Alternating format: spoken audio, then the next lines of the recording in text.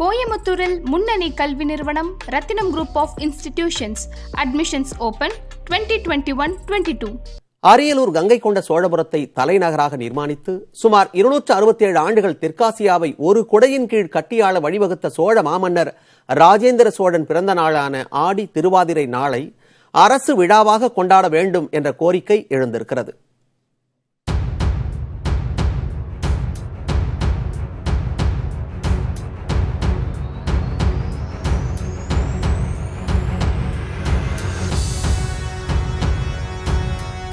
கங்கை கொண்ட சோழபுரத்தில் 1000 ஆண்டுகளை கடந்தும் வரலாற்று பொக்கிஷமாக, கட்டிடக்கலைக்கு சான்றாக, யுனெஸ்கோவின் புராதன சின்னமாக விளங்கி வருகிறது பெருவுடையார் கோவில். சோழ பேரரசன் ராஜேந்திர சோழன் கங்கை கொண்ட சோழபுரத்தை தனது தலைநகராக அமைத்து அதன் மையத்தில் இக்கோவிலை கட்டினார். தனது படைகளை கங்கை வரை அனுப்பி அப்பகுதி மன்னர்களை வென்று கங்கை நீரை எடுத்து வந்து கங்கை கொண்ட சோழபுரம் பெருவுடையாரை அபிஷேகம் செய்து இக்கோவிலுக்கு குடமுழக்கு நடத்தினார் ராஜேந்திர சோழர் என்பது வரலாறு. தனது ஆயுட்காலத்தில் 65 ஆண்டுகளை போர்க்களத்திலேயே செலவிட்டு 35 நாடுகளை வென்று இந்திய துணைக்கண்டத்திலேயே மிகப்பெரிய சாம்ராஜ்யத்தை உருவாக்கியவர் மாமன்னர் ராஜேந்திர சோழர் மட்டுமே. அவரது போர்ப்படையில் யானைகளும் குதிரைகளும் 100கணக்கில் இருந்ததாக செப்பேடுகள் கூறுகின்றன. 6000 மைல்களுக்கு அப்பால் உள்ள நாட்டை 10,000 போர்க்கப்பலுடன் சென்று ராஜேந்திர சோழன் வெற்றி பெற்றார் என்பதும், மிகப்பெரிய கடற்படையை முதலில் உருவாக்கியவர் ராஜேந்திர சோழன் தான் என்பதும் வரலாற்று ஏடுகளில் உள்ளன.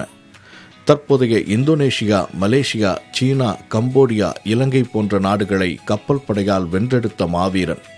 அவர் காலத்தில்தான் தமிழக வாணிப செட்டியார்கள் உலகம் முழுவதும் பயணம் செய்து பெரும் பணம் ஈட்டினர். இவ்வாறு பல பெருமைகள் கொண்ட ராஜேந்திர சோழனின் பிறந்த நாளை தமிழக அரசு விழாவாக அறிவித்து கொண்டாட வேண்டும் என வரலாற்று ஆராய்ச்சியாளர்கள் கோரிக்கை வைத்துள்ளனர். அதன் மூலம் 267 ஆண்டுகள் தெற்காசியாவை கட்டி ஆண்ட தமிழர்களின் வரலாறு போற்றி பாதுகாக்கப்படும் என்றும் கூறுகிறார் கங்கை கொண்ட சோழபுரம் மேம்பாட்டு குழும தலைவர் கோமகன்.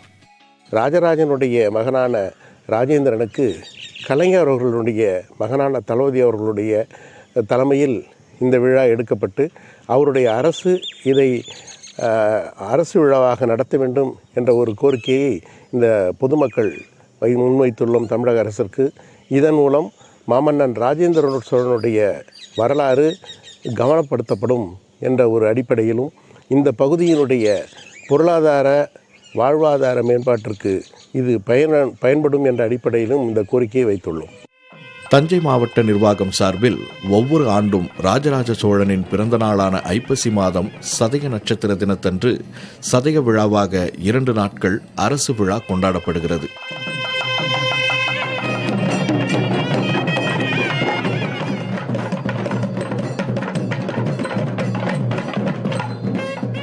தந்தை ராஜராஜ சோழனைப் போல மகன் ராஜேந்திர சோழனின் பிறந்த நாளையும் கொண்டாடும் வகையில் ஆடி திருவாதிரையில் அரசு விழா எடுக்க வேண்டும் என்பதே அனைவரது எதிர்பார்ப்பாகவும் உள்ளது.